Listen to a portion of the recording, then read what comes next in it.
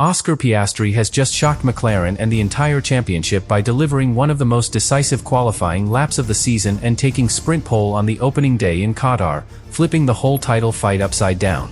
The internal session data shows Piastri's lap of 1 minute 20.055, a performance so clean and controlled that analysts described it as a complete return to form, while Lando Norris made a critical mistake in the final corner and dropped to third.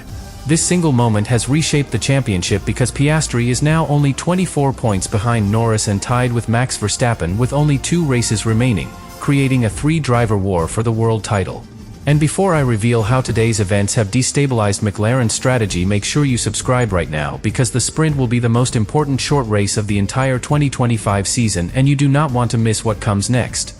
Oscar Piastri arrived in Qatar with the weight of expectation after the emotional blow of the double disqualification in Las Vegas, yet from the first laps of free practice 1 it became clear that he had rediscovered his rhythm. The report shows that he topped the session with a 1 minute 20.924 lap and carried that momentum directly into sprint qualifying, where he executed a lap that blended precision with absolute commitment across the high-speed sections of Lusail. His 1 minute 20.055 effort set a tone of authority and re-established him as a genuine title contender. The internal atmosphere shifted instantly as Piastri confirmed that the car felt connected from the first run. He described the session as the moment when everything clicked again. This is significant because his last weeks were defined by inconsistencies and the pressure of the championship battle. Qatar's layout rewarded his calm driving style and allowed him to lean fully on the aerodynamic efficiency that the McLaren MCL39 is known for. His performance put him in the strongest possible position for the sprint and forced the entire paddock to re-evaluate the championship picture. Lando Norris approached the day with a 24-point lead and a mathematical chance of becoming champion this weekend. But the final moment of sprint qualifying became a turning point when he pushed too hard into the last corner, drifted wide and touched the gravel, losing time that would have placed him on sprint pole. His admission afterward showed complete responsibility for the mistake, and it revealed the psychological tension that has been building around him since the disqualification in Las Vegas. Norris has been fast all day, but the rhythm of the weekend shifted away from him in a single moment. Max Verstappen's Friday added another layer to the story. The report confirms that he endured a deeply frustrating session in which the Red Bull suffered from aggressive bouncing, unpredictable steering behavior and specific limitations that prevented him from attacking the curbs at full speed. He finished 6th and was outqualified by Yuki Tsunoda, a sign that Red Bull has not found a solution to its ride height and correlation issues. Verstappen's position leaves him vulnerable in the sprint and increases the chances that the title fight will extend to Abu Dhabi. Free practice 1 earlier revealed the first signs of this hierarchy. McLaren dominated the timesheets with a 1-2 as Piastri led Norris by only 58 thousandths. All teams focused on tire degradation because the Lusail asphalt is known for its extreme lateral demands. This surface has a history of destroying tires, and the new rule limiting every tire set to 25 laps for the main race introduced strategic tension even on Friday. McLaren's strength in tire management gives them an advantage, but it also forces both drivers to manage usage with precision. The championship now enters a moment of maximum stress. Norris leads with 390 points while Piastri and Verstappen sit at 366. With 58 points remaining, the sprint could drastically alter the title dynamics. The report states that Norris must outscore both rivals by 2 points this weekend to secure the championship early, and Piastri's pole makes that scenario extremely unlikely. The paddock now expects the title to be decided in Abu Dhabi, and every move in Qatar will define how the final chapter begins. The main problem for McLaren on the opening day is that the team has lost full control of the internal championship dynamic. Piastri's pole is a victory, but it also creates a complicated situation because Norris now starts behind a Mercedes with George Russell in second. This introduces an unpredictable variable that McLaren cannot manage from the pit wall. The first corner will be influenced by a driver outside of their organization, and this exposes Norris to risks at a moment when every point matters. Another issue comes from the shift in psychological momentum. Norris had built a narrative of consistency across the season and entered Qatar as the clear favorite. But the mistake in the final corner of sprint qualifying revealed how the pressure has begun to affect him. Meanwhile, Piastri has regained confidence and is driving with the freedom of a challenger with everything to gain.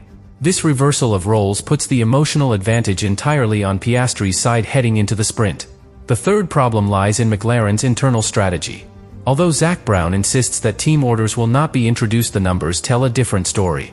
If Piastri reduces the gap to fewer than 20 points before the main race, McLaren may face a decision between protecting the favorite or allowing the title fight to unfold naturally. The uncertainty surrounding this possibility becomes a distraction for both drivers, who must now consider the implications of each finishing position. Red Bull's weaknesses add another pressure point because Verstappen remains tied with Piastri. If the McLaren pair fights each other too aggressively, Verstappen could take advantage and score unexpected points even with a car that is struggling structurally. The lack of stability on the Red Bull places him at a disadvantage, but the championship margin is tight enough that a few unexpected overtakes could reshape the standings. McLaren also faces a strategic complication with the tire limit imposed by Pirelli. The rule limiting every tire set to 25 laps means the team must plan the weekend with exceptional discipline. Norris's mistake in sprint qualifying forces him into a more aggressive approach during the sprint, which may require additional tire stress. This could influence the main race on Sunday and may create unintended disadvantages if tire allocation becomes tight. Finally, the standings themselves create a problem. With only 2 races left and 58 points available, the margin between Norris, Piastri and Verstappen is narrow enough that one mistake can redirect the entire championship. Piastri's pole position adds pressure to Norris, reduces the strategic comfort of the team and confirms that the title will likely remain undecided until the final weekend.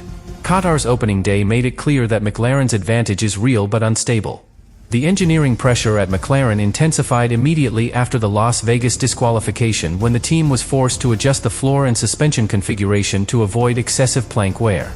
The report confirms that these adjustments stabilized the platform and allowed Piastri to exploit the high-speed potential of the MCL39.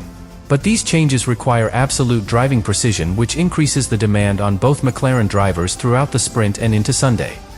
The tire situation is one of the key engineering challenges of the weekend. Because each set is limited to 25 laps, the team must allocate usage carefully across practice, qualifying and the race. McLaren approached free practice 1 with discipline, completing controlled mileage and gathering information about degradation patterns. This management gives them a performance advantage, but it also places pressure on the engineers to maximize every tire cycle without compromising race day options. Red Bull sits under even greater engineering strain. The report details how the RB21 suffers from bouncing and steering inconsistencies on the Lusail curbs. Verstappen's complaints that the car does not turn or absorb the track correctly highlight a deeper issue with aerodynamic correlation that Red Bull has not solved. These weaknesses reduce Verstappen's ability to use aggressive lines, which directly impacts his chances of challenging either McLaren. Mercedes emerged as a wild card when Russell placed his car in second position for the sprint. The internal analysis shows that the Mercedes platform benefits from cooler conditions and high-speed sections. Although the team still suffers from rear tire degradation, Russell's position means he can influence the battle between Norris and Piastri. His presence between both McLarens introduces an external engineering factor that neither driver can ignore. Ferrari enters the weekend with aerodynamic limitations that restrict their ability in high-speed corners. This resulted in another early elimination for Hamilton during sprint qualifying and placed Ferrari behind McLaren, Mercedes, and in some cases behind Red Bull in pure pace. The team cannot currently challenge for the front positions, which means they are unlikely to affect the championship unless unexpected circumstances intervene. The final engineering pressure point emerges from the championship itself. With only 2 weekends remaining, every technical decision must balance performance with risk avoidance. McLaren must maintain the fastest car without pushing into margins that expose them to errors like those that caused the Las Vegas disqualification. The team knows that their car gives them the advantage, but the smallest miscalculation under this level of pressure could swing the title toward Piastri, Norris or Verstappen.